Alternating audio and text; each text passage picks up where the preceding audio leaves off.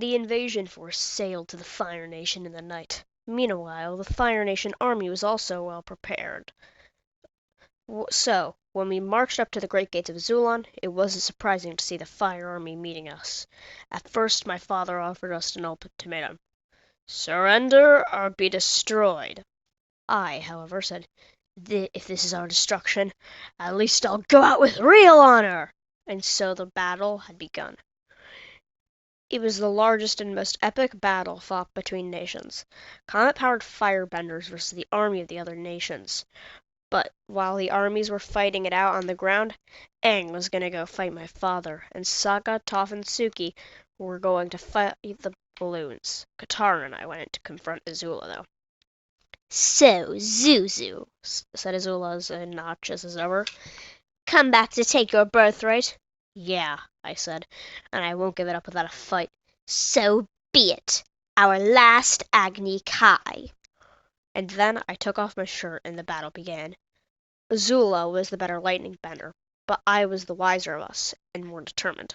Katara, meanwhile, was watching from the sidelines, with a phial of spirit water on hand, should any of us need it. Our fire burned in a way that almost mirrored our burning passion and rage. At some point, Azula appeared to be down, but just then, when we thought she was out, she rose again with her feet and fired a bolt of lightning at Katara. Without thinking, I dove between Katara and the bolt and redirected it. But in my blind rush to defend Katara, I'd forgotten all about the important stomach detour, electrocuting me. Katara, seeing this, became enraged at Azula and made a strange series of hand motions at her.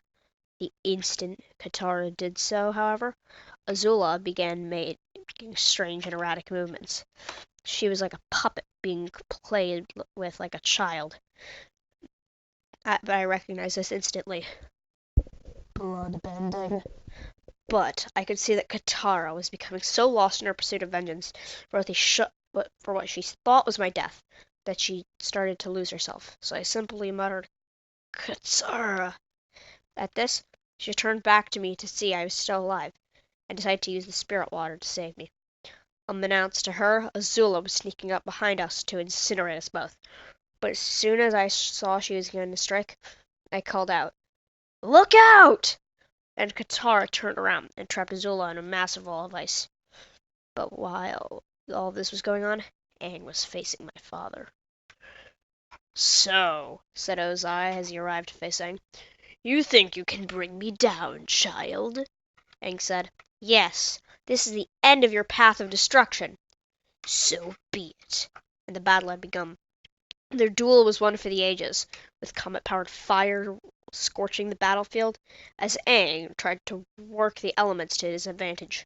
But as Ozai burned them away, the only one he couldn't take from Aang was fire, which Aang was quick to point out, saying, "You may be able to boil the water and scorch the earth, but air is something you can't burn." Ozai, undeterred, said, "Well, what can I say? That may not be something I can do, but I can do this!" And with that, he attempted to strike Aang's feet to scorch his seismic sense. Aang, however, saw this and performed an air jump, which soon turned to full-fledged flight. As Aang was so focused on his flight, Aang had inadvertently rediscovered weightlessness.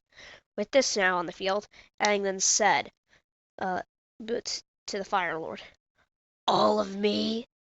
At this, Aang's tattoos began to light up. He channeled the Avatar state. It's their knowledge and power channeling through him. After Ozai, with his full strength, eventually Ozai was right where Aang wanted him. But then he floated back down to the ground and touched Ozai's neck and forehead, causing beams of light to come out of their mouths. Then Ozai collapsed, as did Aang. When Aang recovered, Ozai tried to attack him, but nothing happened. Aang then explained, "I removed your bending. Now you can't do anything." As Ozai was taken away, all he said was, "You have no idea what you've just done." The Avatar had won the war, and Zuko ascended the throne.